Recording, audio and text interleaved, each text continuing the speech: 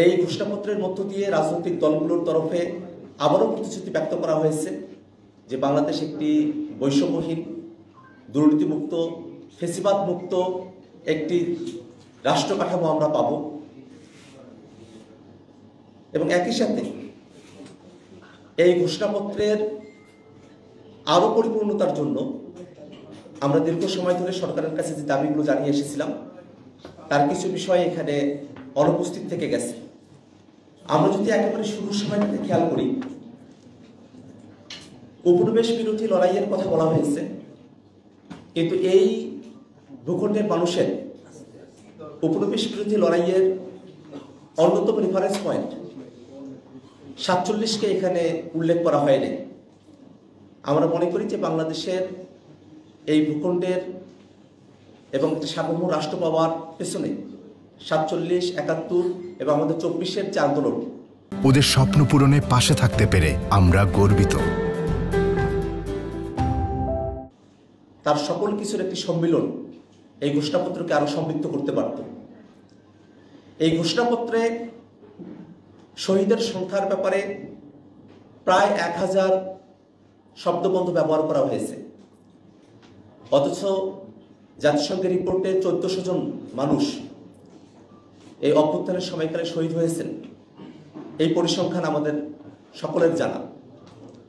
সেক্ষেত্রে গত 1 বছর ধরে সরকার যে শহীদদের প্রকৃত সংখ্যা নির্ণয় করতে ব্যর্থ হয়েছে, আহতদের প্রকৃত সংখ্যা নির্ণয় করতে ব্যর্থ হয়েছে, তার একটা ছাপ আমরা এই ঘোষণাপত্রের মধ্যে দেখতে পেলাম। এই ঘোষণাপত্রে গত 16 বছর ধরে বাংলাদেশের মানুষেরা যে আন্দোলন সংগ্রামগুলোতে অবতীর্ণ হয়েছে, বিশেষত আমাদের 16 বছরের এই জার্নিতে রাষ্ট্রীয় গুরুত্বপূর্ণ যে বিষয়গুলো জাতির কাছে আমাদের কাছে মনে হয়েছে, তার অনেকগুলো বিষয় এখানে অনুপস্থিত থেকে গেছে। পিলখানা হত্যাকাণ্ড, শাপলা গণহত্যা, জুডিশিয়াল কিলিং, ভ্যাট বিরোধী আন্দোলন, 2018 সালের কোটা সংস্কার আন্দোলন এবং নিরাপদ সড়ক আন্দোলন, আবরার ফাহাদের হত্যার বিরুদ্ধে আগ্রাসন বিরোধী আন্দোলন, মোদী বিরোধী আন্দোলনের কথা এই ঘোষণাপত্রে উল্লেখ থাকলে ঘোষণাপত্র পরিপূর্ণ হতে পারত।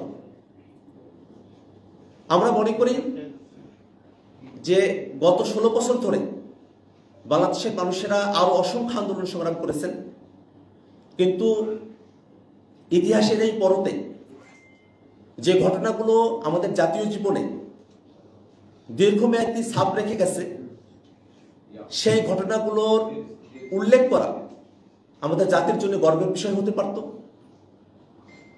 একই সাথে আমরা ঘোষণাপত্রের মধ্য দিয়ে আমাদের সংগ্রামগুলোর আরো ঐতিহাসিক স্বীকৃতি সুনির্দিষ্টভাবে অর্জন করতে সক্ষম হতাম।